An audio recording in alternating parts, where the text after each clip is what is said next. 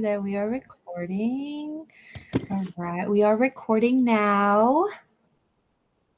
Welcome, listeners, to our podcast again today, where we talk about everything and anything from our class on human behavior and the social environment, individuals, families, and groups.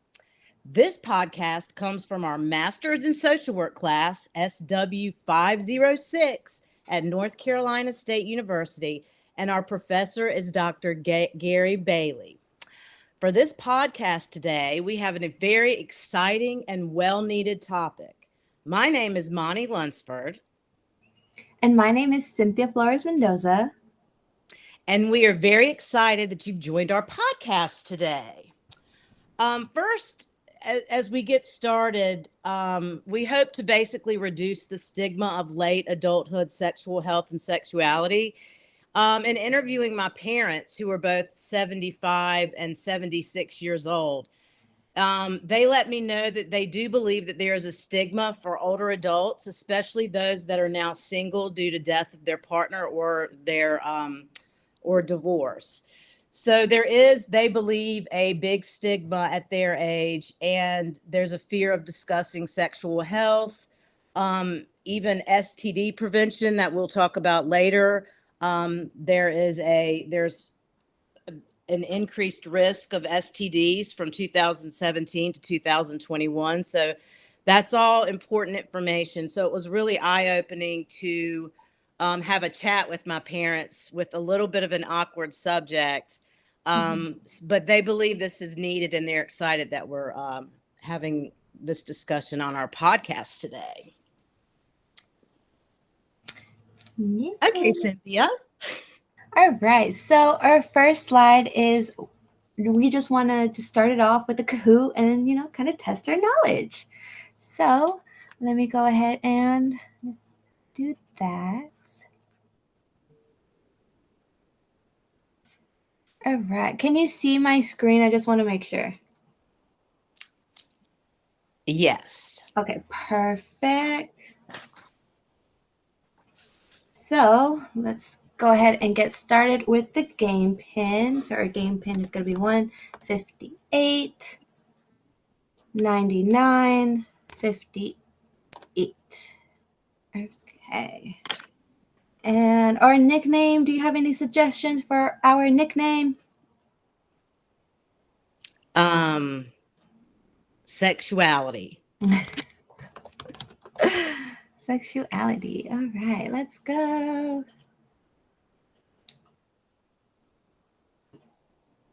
All right, let's go ahead and start. Armani, do you want to join us, or do you want to just? I can just watch you. All right, perfect. Let's go ahead and start. Good job. 3, 2, 1. All right, first question. First question is, what is one common misconception about late adulthood sexual health? Oh, sorry. Time's up. Oh, that was too fast. So the answer was older adults are not interested in sex anymore, which is a pretty common misconception, because honestly, before this, I was one to believe that older adults were not interested in sex anymore. What about you? Yeah, I mean, I'm getting up there in age, being 50 years old. So yeah, I tended to believe that older adults were still having sex, but there are a lot of factors that come into play as far as the slides that we'll talk about later with physical health, mental health, and things like that could affect it. Yeah. So are you ready for our next question? Sure. All right. So, let's go scoreboard. What are some common physical changes that may affect sexual health in late adulthood? Have increased sexual desire, decreased libido, and increased sexual drive. Let's see. Increase libido. Oh, we got it correct. Yay. Yay! Good job. Yeah, so I'm pretty sure this is just straightforward because, as we age, you kind of just have a decrease in libido and energy. Because I know when I was in high school, I used to just, stay up all night, pull late nighters, and then wake up like normal. But if I do it now, I need like 2 cups of coffee. I need to like do a 5-minute stretch.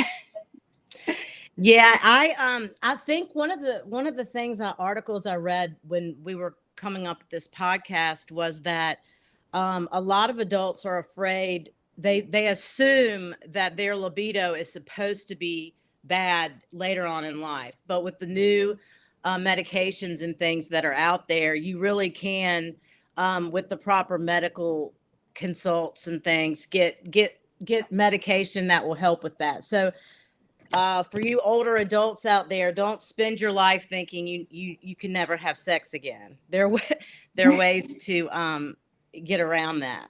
Yeah. And, with the stigma, it's more like older adults are kind of shamed for Yeah. having sex, which is, yeah, it's just crazy. Yeah. All right. Are we ready for the or third question? Yes, ma'am. All right. Let's go ahead and do that. Is it a true or false? Sexual desire and activity decline significantly in late adulthood. What do we think, Kamani? What do we think? True. True. False. Incorrect. It is actually false. Sexual desire and activity do not decline significantly in late adulthood. That's Okay, that kind of goes against what we were just saying. yeah. The well, you said, one thing you thought was that older adults did not want to have sex, but this goes against that. Yeah. Interesting. Mm-hmm. All right. Ready for the next one? Let's go ahead with the next one. True or false? Older adults are not at risk for sexually transmitted infections. What do we think? What do we I would think? say false. False. And you are correct. I will throw in here. I have this sitting here at my desk. It says a recent federal report showed that cases of chlamydia, gonorrhea, and syphilis increased 7% from 2017 to 2021, reaching 2.5 million cases. Um, so this just shows the importance of STD education among older adults. Yeah, and then also I can't find the article, but when I was doing my research, I found that STDs and STIs increase in nursing homes. So they actually have a growing problem with that, which is kind of Mm-hmm. interesting. Yeah. Yeah, they need to be passing around some condoms in those nursing facilities. Yes. Yes. Yeah. All right. Next question.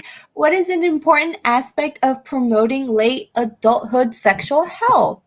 Encouraging abstinence from sexual activity, discouraging discussions about sexual health, or providing comprehensive sexual education. What do we think? What do we think? Well, we didn't get the answer, but um, the correct answer was providing comprehensive sexual education. So that just goes back to what you were saying about needing basically in sexual education for older adults and Right. just educating themselves of their sexual health and their sexuality, because even though we our system kind of has a kind of class like sex ed on it for the youths, I don't think that that covers like as you grow. It Yeah, just maybe covers. they should have sex education classes in the nursing facilities and Mhm. places, the retirement villages or neighborhoods that they have now. That's actually a really good idea. Yeah. Yeah. I don't know why they forget about the old folks. Mm-hmm. All right. And last question is, what is the significance of promoting open conversations about late adulthood sexual health? It has no impact on overall well being. It discourages older adults from seeking medical advice, or it encourages adults to, to abstain from sexual activity, or it helps reduce stigma and misconceptions.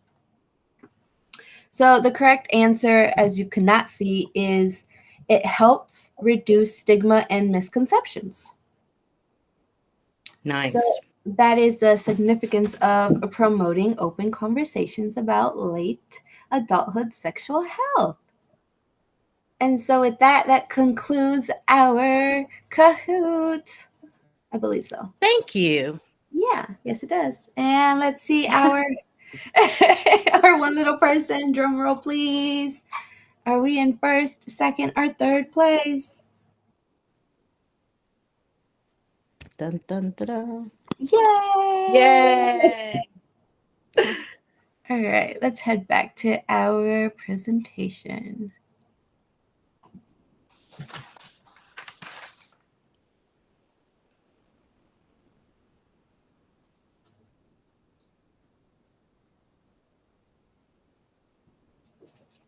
All right, so we're done with our Kahoot or questions and answers. So let's just jump right in. Okay, great. Thanks, Cynthia. Defining the developmental stage of late adulthood. Basically, it can be defined as the developmental stage of age 65 to the end of one's life.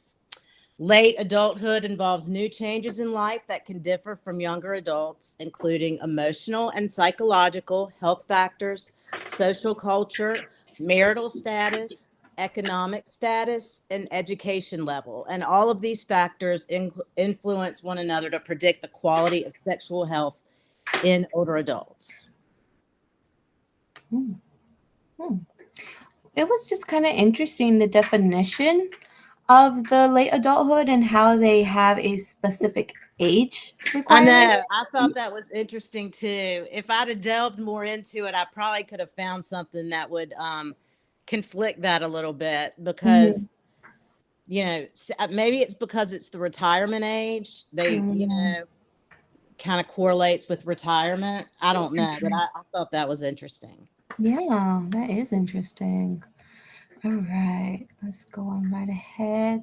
So, for here is defining sexuality and sexual health. So, sexuality is basically the way we experience and express ourselves sexually. And then, sexual health is the state of physical, emotional, mental, and social well being in relation to sexuality. And then it has the big meaning from the World Health Organization. So for me, this was just interesting how it doesn't really change as we get older, Mm, and for sexuality, I just wanted to keep it just generalized because I know sexuality is more like a spectrum mm-hmm. in today's society. So I didn't want to mess up and not include everybody. So We want to be all inclusive. all inclusive. So it's just sexuality is an umbrella. Right. So that is the definitions that I had for sexuality. And it was just pretty straightforward. But as we know, in some cultures, it's frowned upon to even, or it's a taboo topic to even dive in. So, our listeners, just please bear with us. This is a Yes. really sensitive and taboo topic in some cultures. Well said. Thank you. So, for this slide is, how does sexuality and sexual health relate to late adulthood? So, as we know, sex is a crucial aspect in both emotional and physical health when in a relationship. So, being sexually active enables intimacy and provides a means to express feelings for your partner. So, sexuality and sexual health relate to the physical health and the mental health. So, as individuals age, they often experience significant life transitions that present opportunities for older adults to redefine their understanding of sexuality and sexual health, meaning they might have a sexual experience where they might prefer a person of the opposite sex, even though they, wanted the person of the same sex. It's just all about experience and life. Life is like a roller coaster, You're never just set on, Ebbs and flows. yeah, ebbs and flows. So some individuals desire both sexual and, oh, sorry, and intimate relationships, which is is true. We're human beings. We are not supposed to be enclosed and isolated. We are supposed to be in groups, have a partner, have that level of intimacy. Love and connection. Yes, and bonds, Hmm. while others find contentment with one without the other, meaning that some individuals might just want a sexual relationship, while others are asexual and just prefer the intimate relationship Right. without sex, which is completely fine, to each their own. There's still those who may choose to avoid these type of connections altogether, meaning, it's everyone is different and they have different connections. Maybe they have like trauma for sexual relationships or trauma trusting anybody. So it differs. So, according to this article that I read, many older adults report experiencing greater satisfaction in their sex lives compared to their younger years. Isn't that interesting? That is very interesting. Because it's like one would assume that the youth is your time to explore, to experiment, And as you grow older, you grow wiser, and it's more like kind of looked frowned upon. Hmm. But it makes sense because, as you stated before, late adulthood is anyone 65 and up, and that's retirement age. And what do they Right. do? Give more time on their They hands. have more time on their hands, right? So it's crazy because it's like it makes sense, but at the same time, you're just like, I wonder if my grandparents still have a sexual Hmm. relationship. So this is attributed to having fewer distractions, as we stated, more time, increased privacy, the nesting stage and everything. And for many, the reduced risk of pregnancy due to having gone through, for women, Right. menopause. Hmm. So that's just interesting. But remember, folks, always use protection, or Yes. as my mother would say, wrap it up, men, Right. men, wrap it up. So, what was interesting is that older adults also have a skill of communicating and expressing their desires that contribute to improving the communication and intimacy, meaning that as you grow older, You grow wiser. you grow wiser. Isn't that interesting? And they're good at expressing their desires because, Hmm. believe it or not, I never noticed that some individuals do not know how to communicate or express their emotions. Hmm. Being in a social work program, we are all used to communicating and expressing our emotions or wants or needs. And some individuals do not have that. But that's a topic for another podcast. Let's move along. So, as we age, our bodies obviously undergo changes, but that doesn't necessarily imply that we need to give up sexual activity because, again, sex is a crucial aspect. Instead, it calls for adaptation and adjustments, reasonably, Right. to sustain a fulfilling and active sex life. That can mean different things. You can have sex once a week, twice a week, twice a month, depending on your health or your partner. Remember, listeners, use Hmm. consent. Always Yes. use consent. Always. Always use consent. So, for the mental aspect, it's, emotional aspect of love, that bonding, that feeling of closeness and intimacy. And then just the physical aspect is just something we haven't talked about is companionship.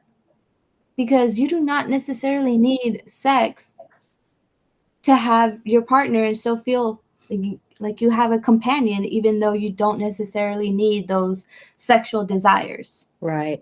Another point about physical health is that as people get older, it's important but a little awkward to mention that the sexual organs change. Men often face sexual dysfunction, erectile dysfunction, and women also have dryness, and their vaginal walls become thinner and stiffer.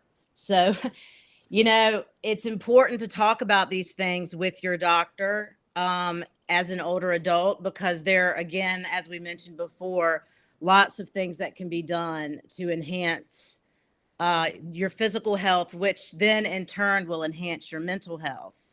Yeah. I love it. We love it here. We love education. All right. So we do have a quick YouTube, if you don't mind watching. Listeners, get ready. We do have a YouTube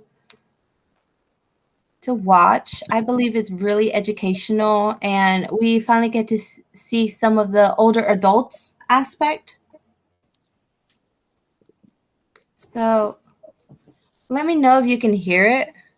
I'm gonna full screen it.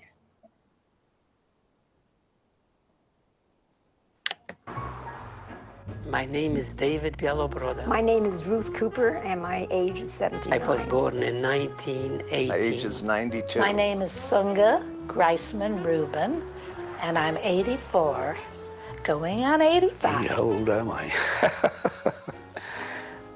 Well, I truly believe you stay young because of sex. At 18, we just wanted a sex object. At 75, you may still want sex. You're not sure you're going to get it, but you're looking for comfort. I've always wanted romance in my life. Really love, and I think you need it all your life.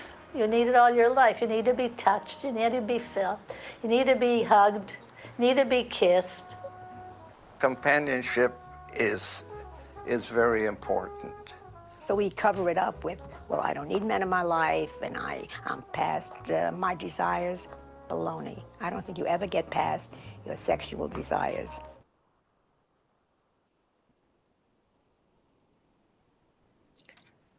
Fun little video. Yeah. It was interesting how she said you never get past your sexual desires. Yes. Huh.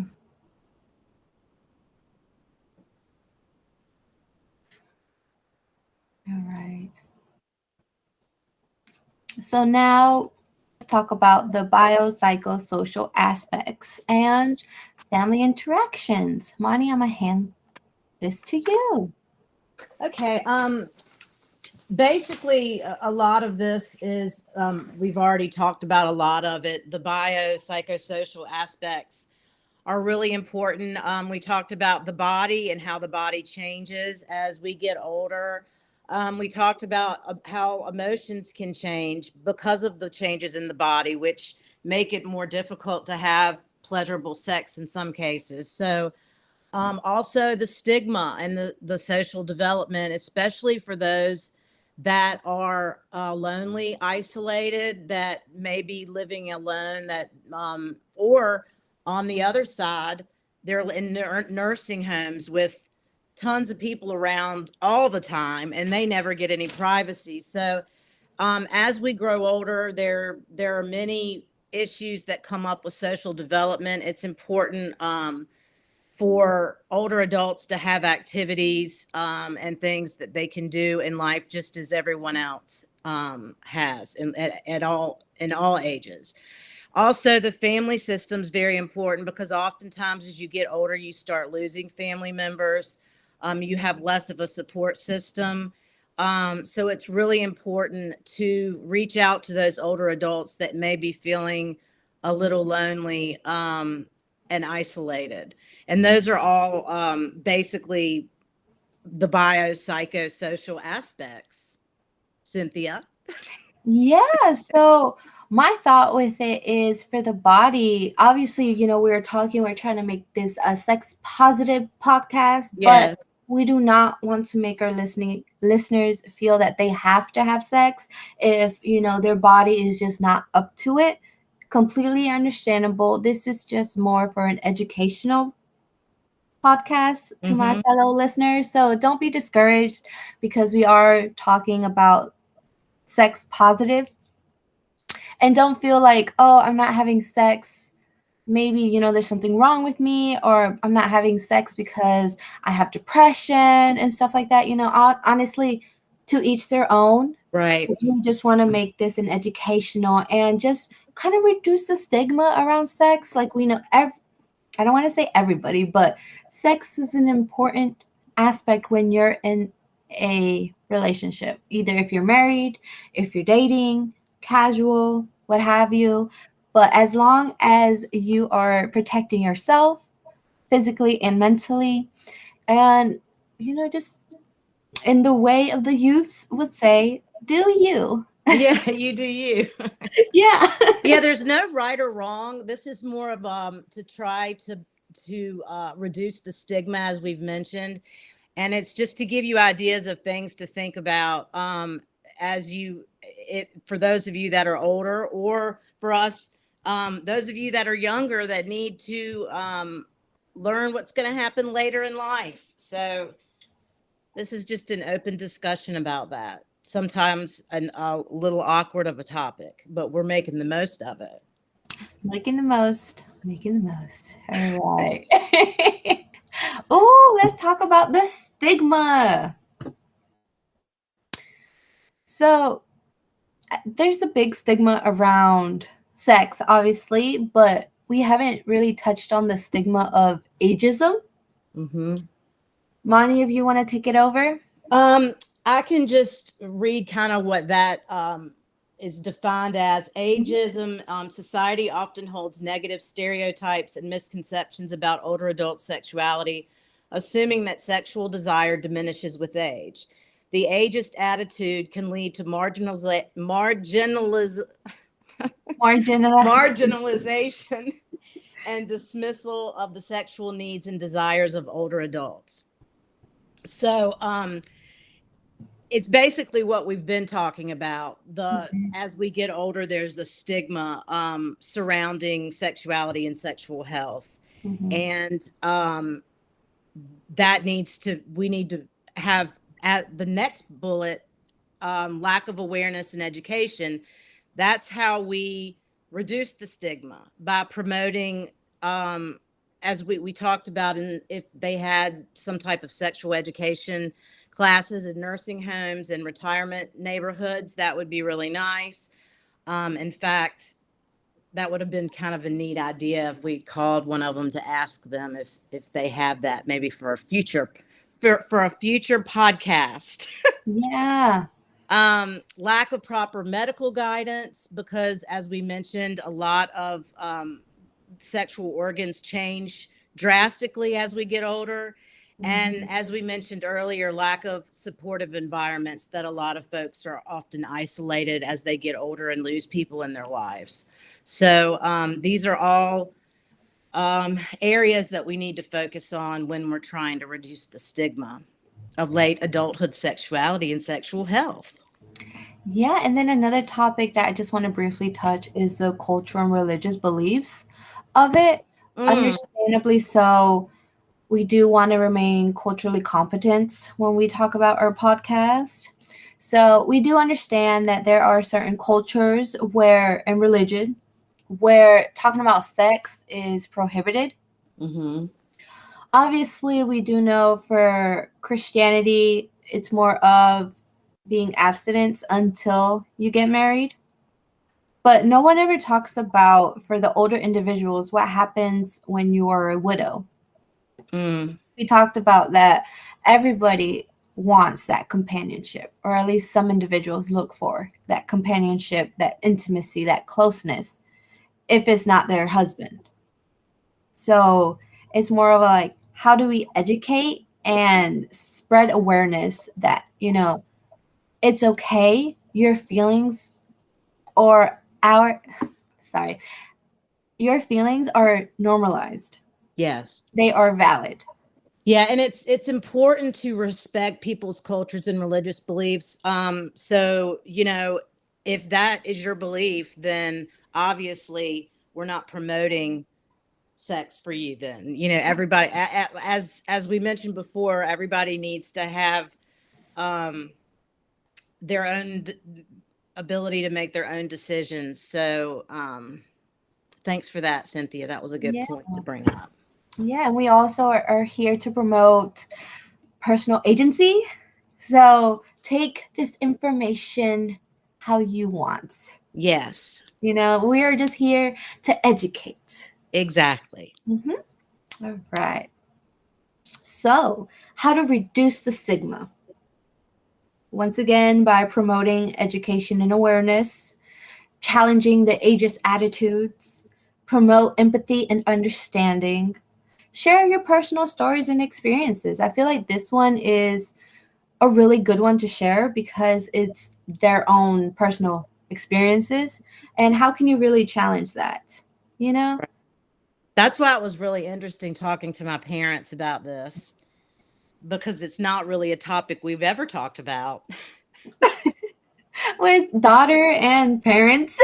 Yes, their 50-year-old daughter and with their 75-ish parents talking about sex and their sexual health. Yeah, It was fun though. We laughed. It was fun. I mean, it was a really lighthearted conversation, and we made it fun. yeah, and you also touch on the engage in intergenerational conversation. Yeah. Oh, yes. Good for you. See, I could not do that with my parents. My dad is very like hush hush. Maybe as you get older, you're a little younger than I am. So I understand, but at the same time, it's like, we know you guys had it because I'm here. Mm-hmm. Proof. I'm proof. And then, just to advocate for inclusive policies in healthcare.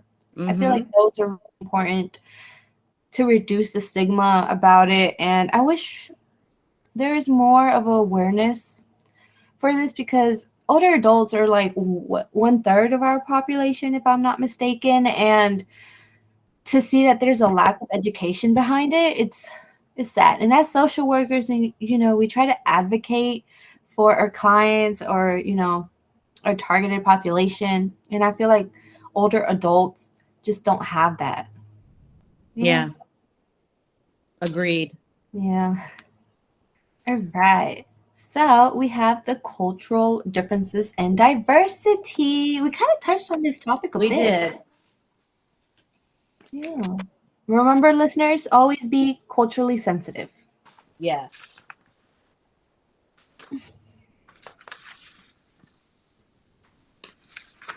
Trying to find my notes on that particular slide. You want to play some elevator music? I had the presidential one in my head. I don't know why. Yeah, so basically, being culturally sensitive, these bullets are basically what they are. I mean, they're kind of straightforward. The LGBTQ community face unique challenges related to sexual health. They may have experienced discrimination and stigma throughout their lives, which can impact their access to health care and support services. Organizations should create inclusive environments and provide specialized services that address the needs of LGBTQ plus older adults. Language and communication. Language barriers can hinder access to sexual health information and services for individuals who do not speak the dominant language. Organizations should strive to provide multilingual resources and ensure effective communication with older adults who may require language assistance. Disabilities and accessibility is also a big one. Older adults with disabilities may require specific accommodations to ensure their sexual health needs are met. An organization should consider accessibility in terms of physical spaces, communication methods, and the availability of assistive devices to promote inclusivity and equal access to sexual health services. Socioeconomic status. Disparities in socioeconomic status can impact sexual health outcomes in late adulthood. Individuals with lower incomes or limited resources may face barriers to accessing health care, including sexual health services. Organizations should work towards reducing these disparities by advocating for affordable and accessible health care options for all older adults. And also, there are disparities in race as well when it comes to, I'm missing my bullet on this one, but it's similar to the socioeconomics, race. There are disparities in the access to sexual health when it comes to race as well. So that'll do it for that slide, Cynthia. Yeah, it was just a Unless lot you to have, process. yes. No, yeah, I mean, everything here you're hit the bingo on it. It's basically just being, culturally sensitive and just respecting one another's experiences, faiths, religions, and just saying, hey, like, as the youths would say it, do you You do you. respectfully. You do you respectfully. We are hitting the 36-minute mark, just to let you know, Cynthia. Great. We love it here. Let's speed it up. So we have organizational and community factors. Again, we did touch on a lot of these topics. So education and awareness, important thing. Access to healthcare, as Moni has stated before. Social support, which I don't think we really touched on, but just having support from your friends, your family, the neighbor, the milkman. If I don't think the milkman is a thing anymore, your grocery store, the employees there. So, and it's just intergenerational programs that we will talk about later in the slides. And so here is my theoretical exploration. So this one is called Interpersonal Exchange Model of Sexual Satisfaction, IEMSS. So IEMSS has 4 components. So it's the balance of sexual awards and cost in the relationship. It's the way that sexual rewards and costs compared to the expected levels of sexual rewards and cost, termed comparison level of sexual rewards and cost, or relative sexual rewards and cost. The perceived equality of sexual rewards and sexual costs between partners, and the quality of the non-sexual aspects of the relationship. I know it's a lot. I'm a psych major from my undergrad, so let me just sum it up. Basically, it is a questionnaire that explains or tries to understand the sexual satisfaction based on the exchange of the sexual rewards and sexual costs associated with sexual relationship within the couple. So basically, this article that I found is called Sexual Satisfaction of Older Adults, Testing the Interpersonal Exchange Model of Sexual Satisfaction in the Aging Population. They used IEMSS as a means to provide information about sexual satisfaction of older adults in the relationship. So they used the IEMSS questionnaire, which is Q, and it is a self-report measure, meaning that it's just a questionnaire that the person fills out, and it uses it to assess and tries to avoid any overlap between the measures of sexual exchanges and satisfaction. So I found this really interesting because we haven't really talked about the sexual satisfaction for older adults. It's more of the sexual experiences. Right. Gratitude and all that. So this is, I found, a really interesting article that focuses on the positive aspects for a better sexual experience overall and the satisfaction of it. Nice. Yeah. And sorry, that was really fast. I'm trying to stay within our limits. Yeah, that was good. Yeah, so next we do have risk and resilience factors, which overall we did touch a lot about it. So we talked about the physical health for it, our bodies change, such as the weight, the skin, and our appearances. Some older adults do not feel comfortable in their own skin. Okay, we don't either. So I'm glad to know it's not like an age thing. We just, So they are often too focused on the sexual frequency and sexual function. Again, this goes back to the IEMSS, which is it tests the sexual satisfaction. So here it's talking about the sexual frequency of how much sex they are having and the function of sex.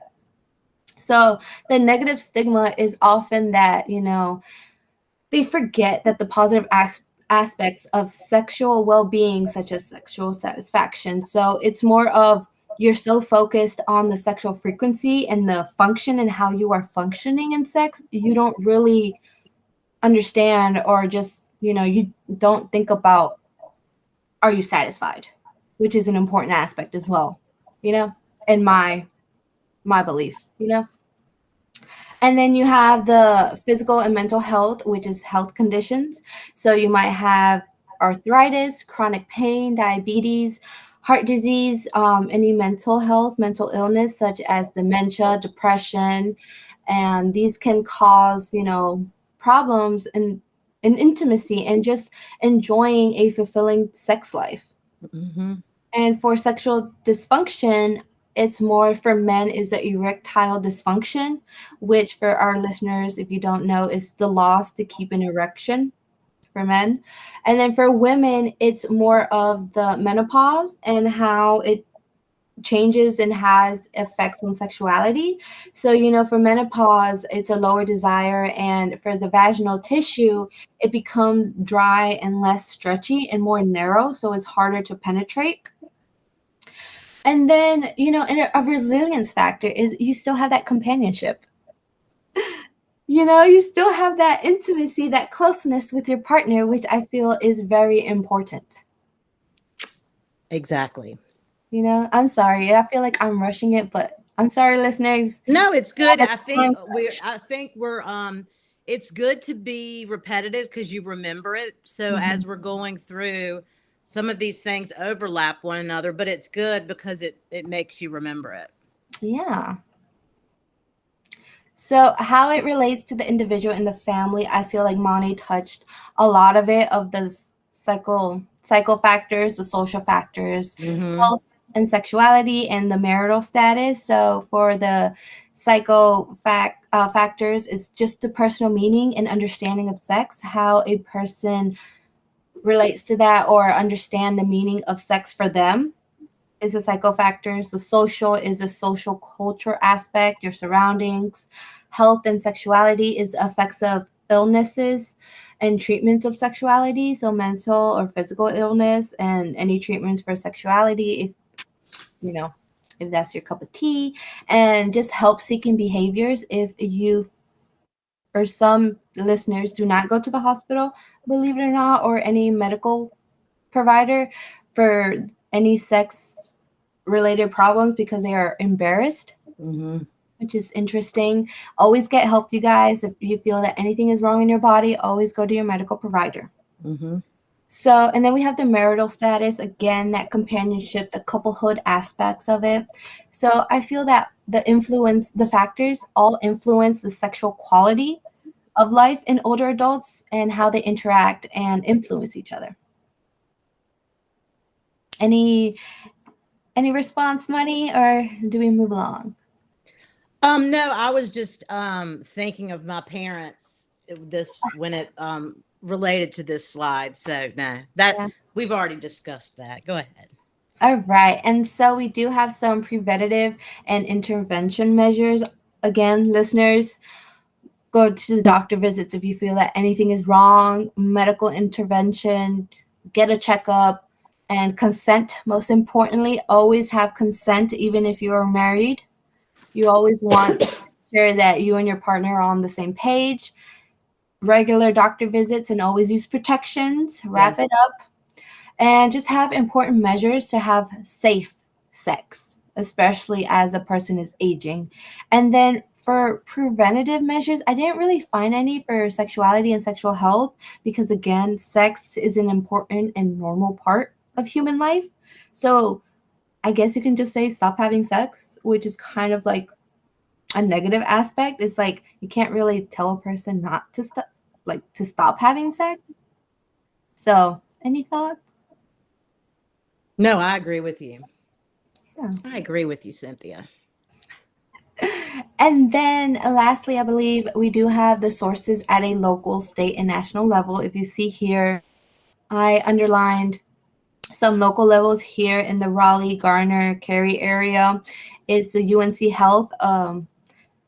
The older individuals can go to this website and do their education. And then for the state level for North Carolina is the Health Information Empowering Your Health Care Decisions, making sure you are practicing safe sex. And then for the national level, there's multiple websites that I found or that are really useful, but I just picked two for the sake of this podcast. It is the Eyes Open Iowa, and is the sex ed, as we were talking, for older adults. They do that. They do have that on the web. And then they do from the healthandaging.org. They have tip sheet safe sex for older adults, which I found was really interesting. Yeah, thanks for looking those up. Those are good resources. And I believe this is our last slide. Moni, how are we on time? Well, we are over time, but you know, good information, there's no time limit on sharing good information, Cynthia. So we just, for lastly, we do want to just educate our listeners for the potential ethical issues. Since we are future social workers, this was a really important slide for us. So some ethical issues that we might face is just the service of our client if they are in our way, and just the population of it, because for me, I feel like I don't have that cultural competence yet unless I do more research for the older adulthood when it comes to sexuality and sexual health, only because I'm not at that stage yet. Right. But I do feel that I do have the qualities of the worth of the person, of giving them, autonomy and, the agency to make their own decisions, and just explain to them the importance of human relationships, and tell them, sex is normal. You don't have to have sex to have a companion. That is between you and your companion. And for me personally, I believe that sex shouldn't be something that you just strut. I feel that it should be something personal between you and your partner. Right. And then just keeping the integrity and the competence, again, cultural competence or any type of competence when working with these older individuals, and just, telling them and keeping a positive aspect of it, just empowering them, be like, you are in control, make sure you're practicing it safe. And yeah, any last tips, Money? I would just say that informed consent is an important ethical dilemma that but that's the only one that I would add. Yeah. And with that, we are done. Thank you so much, listeners. Thank you, listeners. Next week, we will be having another podcast. So join us next week, Friday, same time, same place. Stay tuned. Bye. Bye-bye.